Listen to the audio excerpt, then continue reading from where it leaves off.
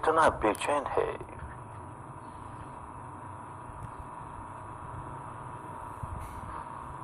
जंगली है, इसे पालतू बनाना है तो बड़े धीरज के साथ काम करना होगा।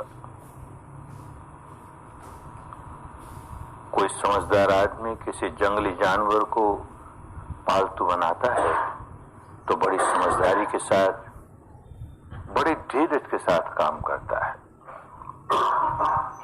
उतावलेपन में वो पशु को अपने वश में नहीं कर पाएगा।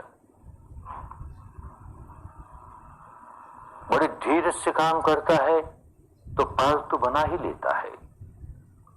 कोई जंगली भैंसा हो, कोई जंगली हाथी हो, आसानी से वश में नहीं आता। बहुत अनुभवी व्यक्ति बड़े धीरज से उसे अपने वश में करता है। वही जंगली पशु किसी मनुष्यों की बस्ती में चला जाए तो कितना तहलका मचा दे, कितनी हानि कर दे। और वही जंगली पशु वश में आ गया तो मनुष्यों का गुलाम हो गया, सेवक हो गया।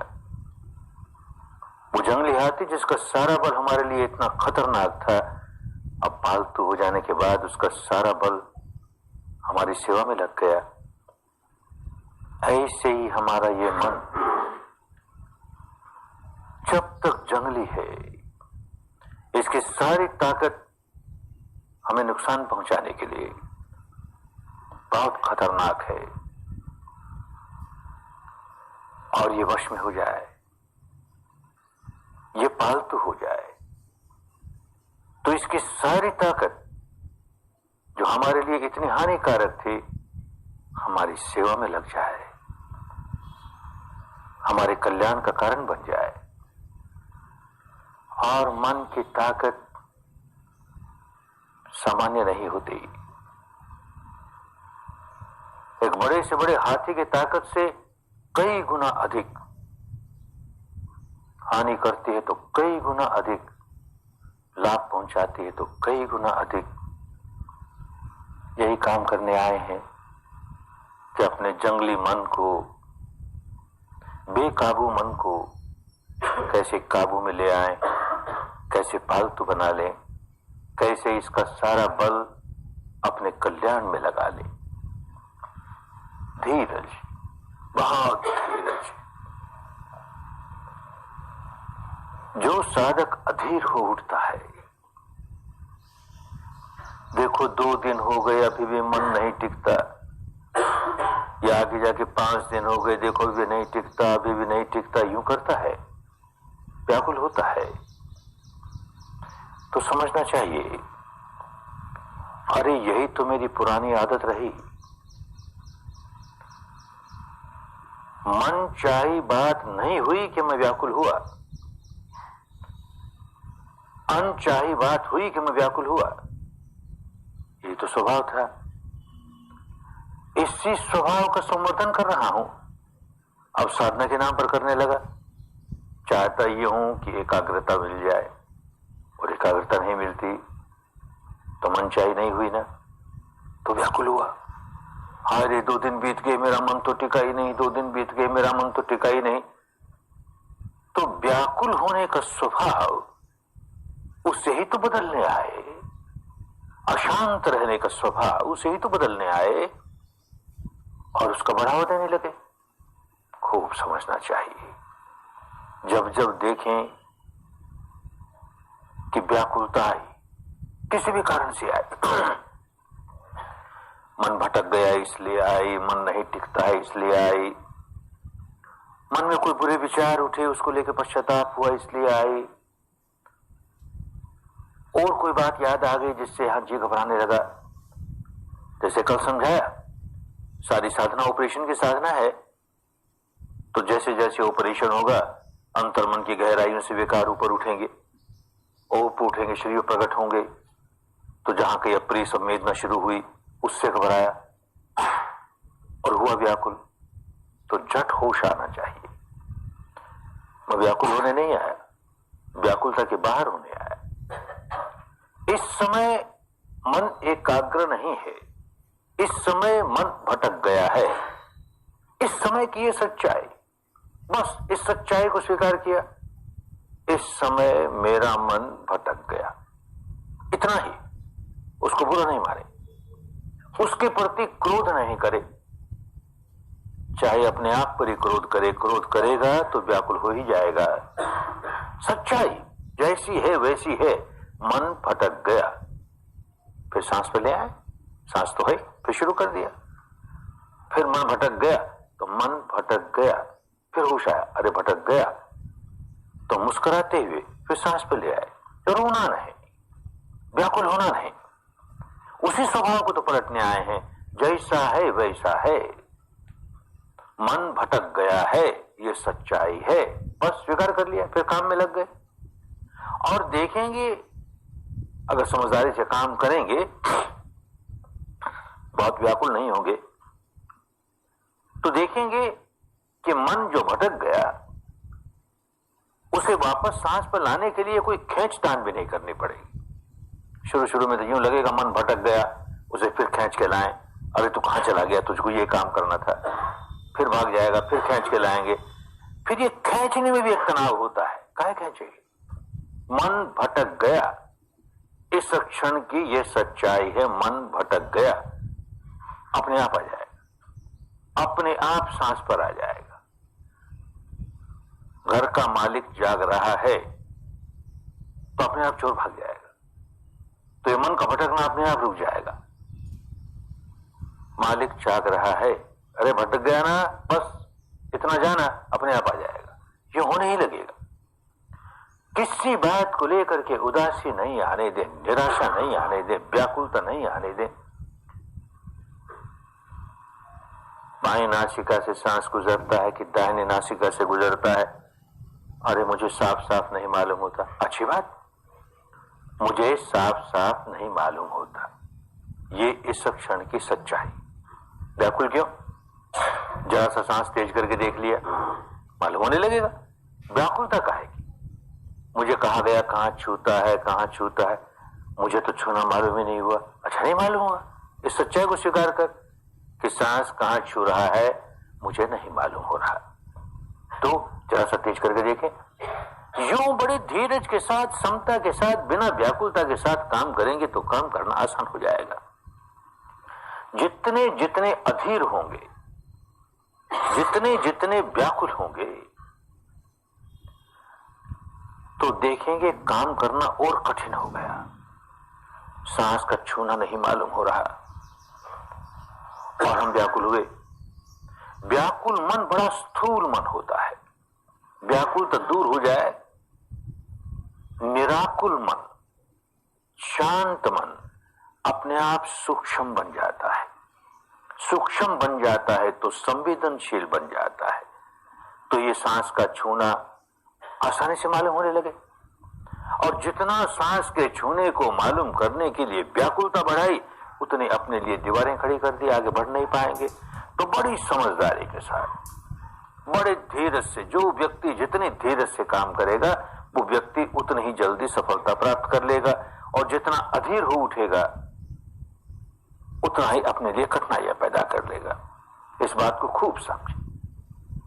जो जो अनचाही बातें हुए जा रही हैं, साधना करने बैठे हैं, अनचाही बातें होती हैं, उनको यथाभूत स्वीकार करते रहो। अब तक तो जो कुछ अप्रिय होता था उसका भोग भोगते थे, भोगता भाव से। ये पीड़ा आई, वो पीड़ा आई, हाय रे मरा रे, ये कठिनाई हो गई रे, ये कैसी साधना है रे, रोना ही रोना। अब वो भोगता भाव से बाहर निकल करके दृष्टा भाव, साक्षी भाव, ऐसा हो रहा है, हम उससे प्रभावित नहीं होते, ऐसा हो रहा है, हम उसे जान रहे हैं।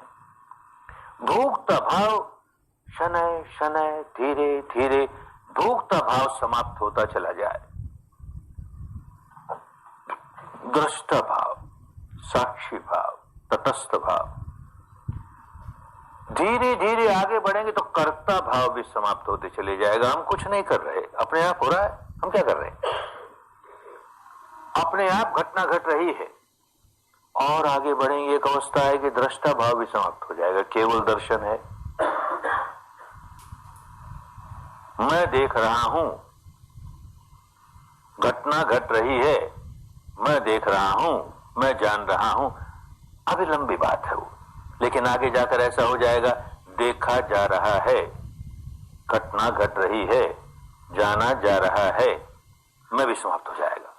वो आगे की अवस्थाएं हैं, लेकिन ये काम अच्छी तरह समझ जाओगे तो ही वैसी अवस्थाएं आएंगी। पहले भोगता भाव के बाहर निकलो, धीरे धीरे कर्ता भाव के भी बाहर निकलो। घटना घट रही है, उसे जान रहा हूं, चलो फिलहाल इतना ही, उसे जान रहा हूं साक्षी भाव से, तटस्थ भाव से, इतना ही शुरू करें तो देखेंगे प्रगति आसान हो गई। एक बात बड़ी अच्छी तरह समझ लेनी पड़ेगी, जिस व्यक्ति को शुद्ध धर्म के रास्ते चलना है, शुद्ध धर्म वो कि जो सार्वजनीन होता है, कुदरत का वो कानून, विश्व का वो विधान, निसर्ग के वो नियम जो सब पर एक जैसे लागू होते हैं। भारत की पुरानी भाषा में उसे धर्म नियामता कहते थे, उसे धर्म कहते थे। वो हिंदुओं का अलग नहीं होता, जैनियों का अलग नहीं होता, बौद्धों का अलग नहीं होता, ईसाइयों का अलग नहीं होता, भारतीयों का अलग नहीं होता, अमेरिकनों का अलग नहीं होता, सब पर, जिसकी हुकूमत सब पर चलती है, सजीव निर्जीव अणु अणु पर जिसकी हुकूमत चलती है, अणु अणु जिस कानून को धारण करता है, और जो अणु अणु को धारण करता है, विश्व का वो विधान जो अणु अणु को धारण करता है, सब पर जिसकी हुकूमत चलती है, उसे ही भारत की भाषा में धर्म कहते थे। सबके लिए एक जैसा है। तो ऐसे सार्वजनीन धर्म के रास्ते चलने वाले व्यक्ति को एक बात बड़ी अच्छी तरह समझ लेनी चाहिए कि भाई ये जिस रास्ते पर चलना है वो मुझे चलना पड़ेगा, इस पर चलने का सारा श्रम मुझे करना पड़ेगा। मैं मेहनत करूं नहीं, परिश्रम करूं नहीं, पुरुषार्थ करूं नहीं और ऐसी तर जाऊं, मुक्त अवस्था तक पहुंच जाऊं, सारे दुखों के बाहर निकल जाऊं, सारे राग के, द्वेष के, सारे विकारों के बाहर निकल जाऊं, ऐसा होने वाला नहीं है, हो ही नहीं सकता। जो इस भ्रम में बैठा हो कि मुझ पर किसी की कृपा हो जाएगी, मुझ पर तो अनुकंपा हो जाएगी और वो अनुकंपा करके, दया करके, कृपा करके मुझे तो उतार ही देगा, तो उसे सोचना चाहिए, क्यों भाई मुझे क्यों उतार देगा?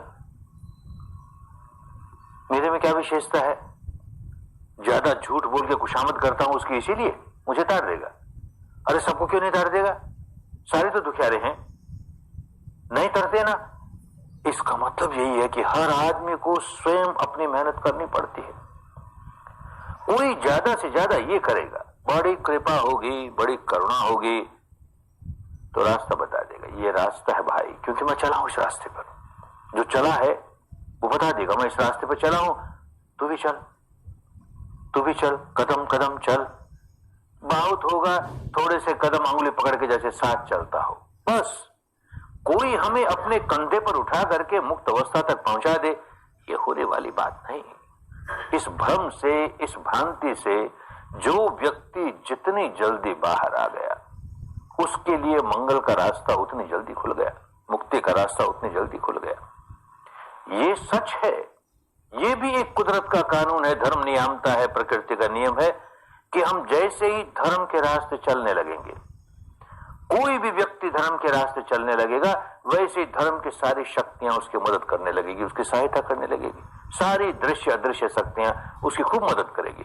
फिर भी चलना स्वयं पड़ेगा, एक एक कदम, एक एक कदम, एक एक कदम, स्वयं चलते चलते अंतिम अवस्था तक पहुंचेगा। इसी के लिए कहा गया, तुम्हें ही के चंगया तप अकाता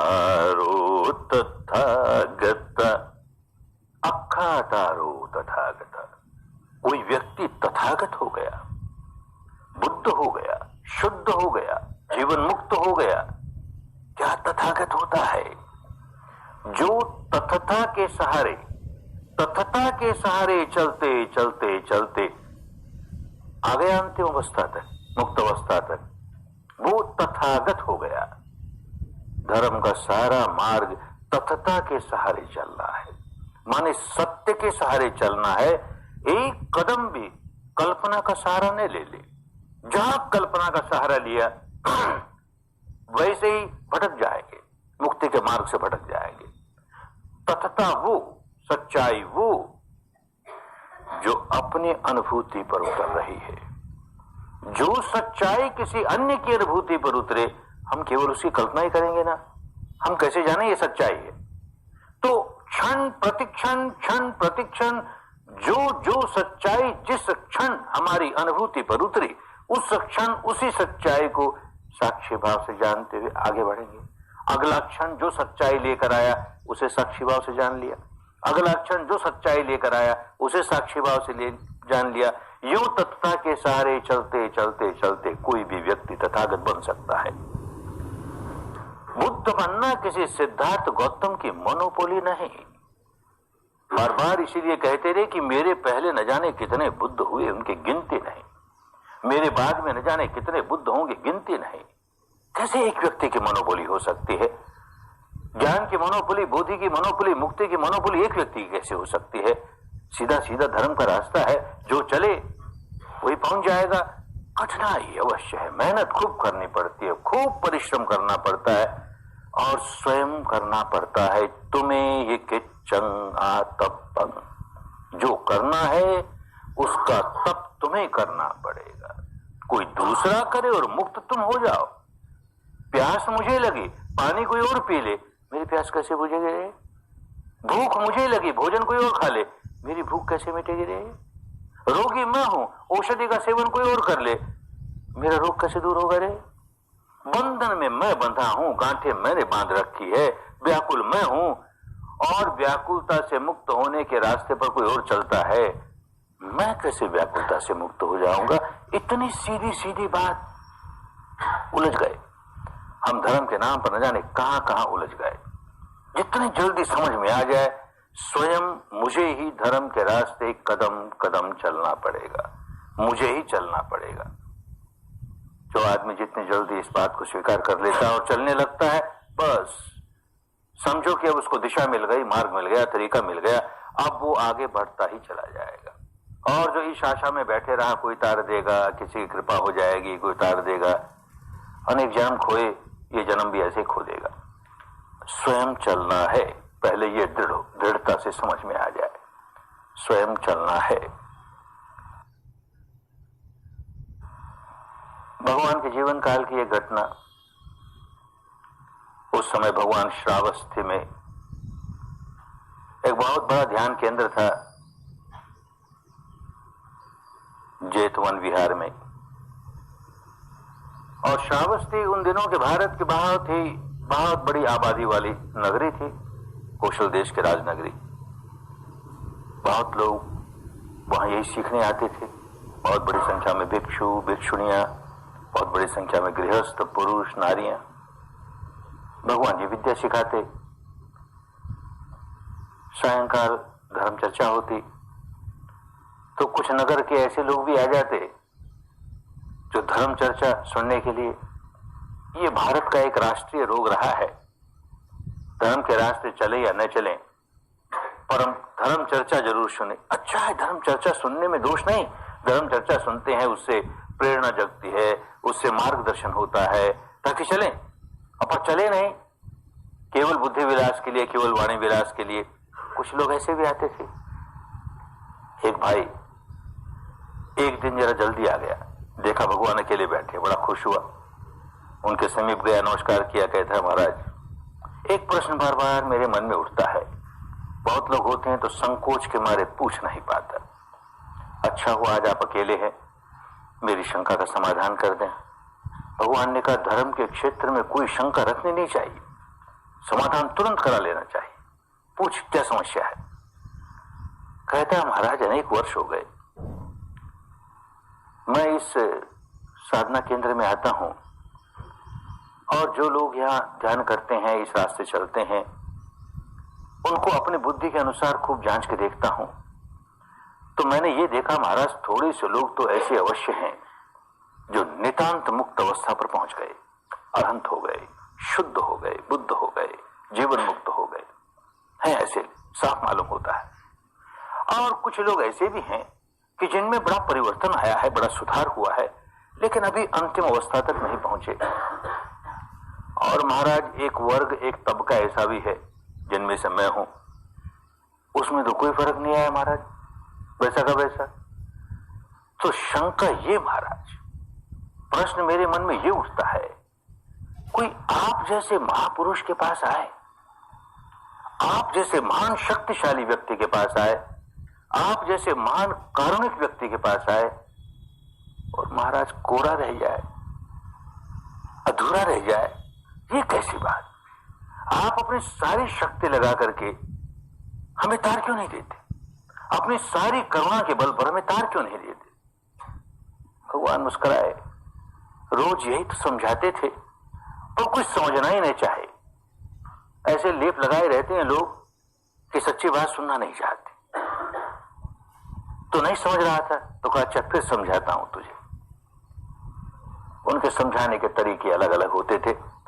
कभी कभी जो प्रश्न पूछता था उसी से प्रति प्रश्न पूछ लिया करते थे। तो इसी से इससे भी प्रति प्रश्न पूछा, कहो भाई कहां के रहने वाले हो? महाराज यहीं श्रावस्ती। अरे नहीं नहीं, तेरा चेहरा मोहरा कहता है तू यहाँ का रहने वाला नहीं, तू किसी अन्य प्रदेश का है और यहाँ आके बस गया है। ये तो ठीक कहा महाराज आपने, वैसे तो मैं मगध देश का रहने वाला हूँ, राजगिरी का रहने वाला, कई वर्षों से यहाँ के बस गया हूँ। अच्छी बात। तो अब राजगिरी से तेरा सारा संबंध टूट गया, वहां जाना आना नहीं होता? नहीं नहीं महाराज, खूब जाना आना होता है। अभी तो मेरे परिवार के लोग वहां हैं, मेरे मित्र हैं, मेरे रिश्तेदार हैं, काम धंधा है, बहुत बार आता हूं जाता हूं। अच्छा, तो तू इतनी बार यहां से श्रावस्ती से राजगिरी जाता है, आता है, जाता है, आता है, तो यहां से राजगिरी तक का रास्ता तो तुझे खूब मालूम हो गया होगा। महाराज खूब मालूम हो गया, इतनी बार चला हूं। तो एक बात और बता, यहां रहते हुए इतने वर्ष हो गए तो अनेक लोग तेरे परिचित हो गए होंगे। उन अनेक परिचित लोगों में से कुछ तेरे घनिष्ठ हो गए होंगे। जो घनिष्ठ हो गए वो इतना तो जानते ही होंगे कि तू यहां का रहने वाला नहीं, मूलतः तू मगधवासी है, राजगिरी का रहने वाला, यहां आके बस गया है और बार बार आता है जाता है, इसलिए तुझे यह रास्ता खूब मालूम है। वो लोग जानते होंगे। महाराज जो मुझे अच्छी तरह जानता है वो इस बात को भी खूब समझता है, जानता है। तो भाई उनमें से कोई कोई तो तुम्हारे पास आता होगा कभी कभी ये पूछने के लिए कि बता तो सही यहां से राजगिरी का रास्ता कैसा है। तो बता देता है कि गुप्त रखता है। महाराज गुप्त रखने की क्या बात, खूब समझा के बता देता हूं। ऐसे पूरब की ओर चलना और यूं चलते चलते वाराणसी आएगी और यूं फिर आगे बढ़ना, यहां मुड़ना, वहां मुड़ना, गया आ जाएगी, फिर यूं आगे बढ़ते जाना और यूं वहां मुड़ना, यहां मुड़ना, राजगिरी आ जाएगी। खूब समझा देता हूं महाराज। तो एक बात और बताओ, जिसको जिसको तुमने समझा दिया वो तो राजगिरी पहुंच गया होगा। कैसे पहुंच गया होगा महाराज? हमने तो समझा दिया रास्ता, अब वो चले उस पर तो पहुंच जाएगा। अरे भले आदमी, यही तो मैं कहता हूं, ये इतने लोग जो मेरे पास आते हैं, भीड़ की भीड़, वो इस बात को खूब समझ गए हैं कि ये व्यक्ति मुक्ति तक का रास्ता खूब जानता है, क्योंकि चला है, मुक्ति तक के रास्ते पर चला, अपने अनुभव से जान गया। तो पूछते हैं बेचारे, मैं क्या छिपाऊं, बड़े प्यार से उनको बताता हूं ऐसा रास्ता है, कदम कदम चलते हुए ये स्टेशन आएगी, वो स्टेशन आएगी, ऐसा अनुभव होगा, वैसा होगा, ये कठिनाइयां आएगी, ये सारी बातें समझा देता हूं। अब कोई आदमी सारी बात सुन करके 3 बार सिर झुकाए और कहे साधु साधु साधु, बहुत अच्छा कहा आपने, पर चलूंगा नहीं एक कदम भी, तो कैसे पहुंच जाएगा भाई? कैसे पहुंच जाएगा? कोई चल पड़े, एक कदम भी चला तो अपने लक्ष्य के एक कदम नजदीक पहुंच गया। 10 कदम चला वो 10 कदम नजदीक पहुंच गया, 100 कदम चला वो 100 कदम नजदीक पहुंच गया। और जिसने कदम कदम चलते हुए सारा रास्ता माप लिया वो तो पहुंच गया लक्ष्य तक। चलना तुम्हें ही पड़ेगा, कोई बड़े प्यार से रास्ता भले बता दे, चलना तुम्हें ही पड़ेगा। ये बात हर साधक को, धर्म के रास्ते चलने वाले हर साधक को ये बात बहुत अच्छी तरह समझ लेनी चाहिए, चलना मुझे ही पड़ेगा। अपने मन को मैला किसने किया? स्वयं मैंने किया ना। अपने अबोध अवस्था में, अपने अज्ञान अवस्था में, अपने मोह मूढ़ता में मैंने गांठें बांधी, अपने मन का स्वभाव दूषित कर लिया, उसे राग रंजित, द्वेष दूषित, मोह विमूढ़ित रहने वाला बना दिया। कौन जिम्मेदार इसका? कोई अदृश्य शक्ति उसे क्या पड़ी कि संसार के सारे प्राणियों के मन को विकारों से ग्रस्त कर दो और सबको दुखिया बना दो। किसी को क्या पड़ी? क्यों करेगा कोई? हर व्यक्ति अपनी ही अज्ञानता की वजह से अपने मन को मैला करता है।